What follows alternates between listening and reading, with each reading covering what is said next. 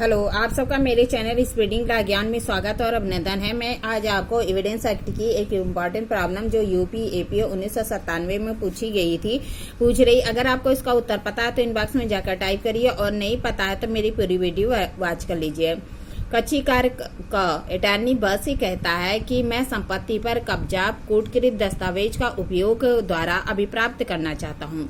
इस आधार पर वाद चलाने की आपसे प्रार्थना चाहता हूँ। क्या वह संसूचना प्रकट से संरक्षित है? क्या कह रहा है? कच्चीकार का अटॉर्नी बस कहता है कि मैं संपत्ति पर कब्जा कूटकृत विलेख के उपयोग द्वारा अभिप्राप्त करना चाहता हूँ और इस आधार पर वाद लाने की आपसे प्रार्थना चाहता हूँ। क्या ऐसी संसूचना प्रकट से संरक्षित है?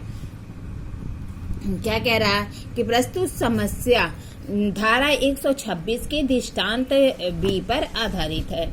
क्या कह रहा है कि ये जो समस्या है यह धारा 126 के दृष्टांत बी पर आधारित है।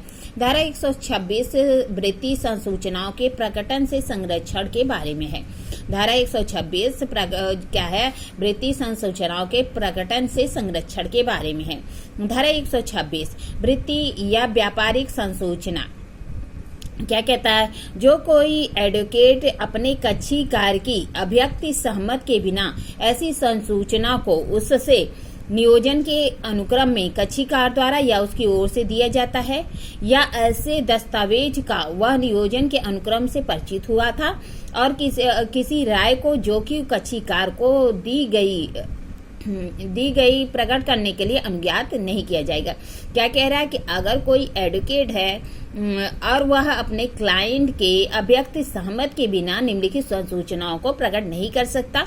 कौन सी? तो कहता है कि नियोजन के अनुक्रम में जो भी क्लाइंट द्वारा या उसकी ओर से दिया जाता है ऐसी संसूचनाओं को प्रकट एडवोकेट नहीं कर सकता।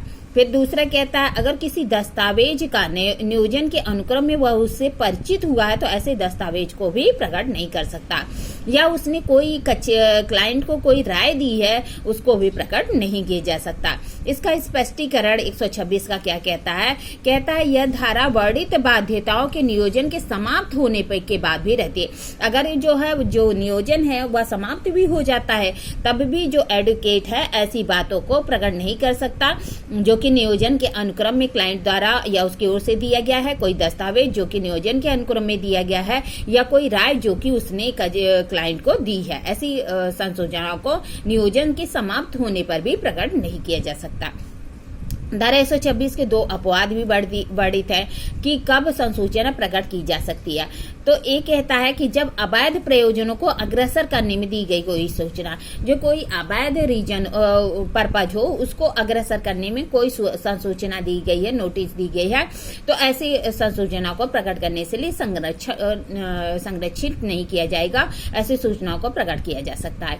फिर दूसरा कहता है नियोजन प्रारंभ होने के बाद कोई अपराध या कपट किया जाना। अगर नियोजन प्रारंभ हो गया उसके बाद कोई अपराध या कपट करता है तो ऐसी सूचनाओं को भी प्रकट किया जा सकता है।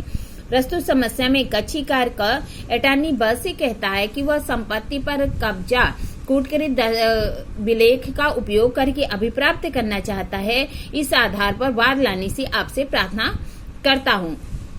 व्यावसायिक संसूचनाओं का तात्पर्य विश्वासिक संसूचनाओं से है जो कि व्यावसायिक कानूनी सलाहकार या मुवक्किल के बीच सलाहकार की नियुक्ति के उद्देश्य से किया जाता है। क्या कह रहा है? व्यावसायिक संसूचनाओं का तात्पर्य ऐसी संसूचनाओं से है जो व्यावसायिक कानूनी सलाहकार द्वारा मुवक्किल से जो क्लाइंट है उससे जो है सलाहकार के रूप में नियुक्त करने के उद्देश्य से किया जाता है। प्रस्तुत समस्या में का अटॉर्नी बस कहता है कि वह अपनी संपत्ति का कब्जा कूटकृत विलेख द्वारा प्राप्त करना चाहता है।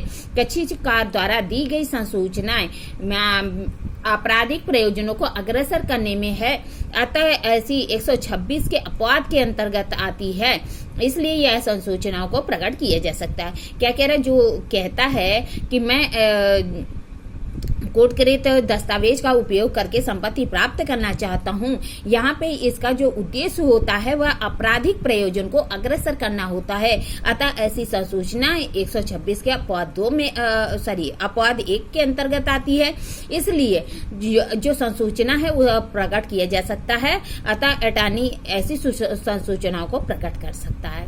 इस तरह मैंने आपको प्रॉब्लम बताई, प्रॉब्लम का सोल्यूशन बताया। ऐसी अच्छी प्रॉब्लम के लिए मेरा चैनल सब्सक्राइब करिए, लाइक करिए, कमेंट करिए, शेयर करिए, साथ ही बेल आइकन दबा दीजिए ताकि कोई भी नोटिफिकेशन आपको तुरंत ही मिल जाए। ठीक है, धन्यवाद, थैंक यू।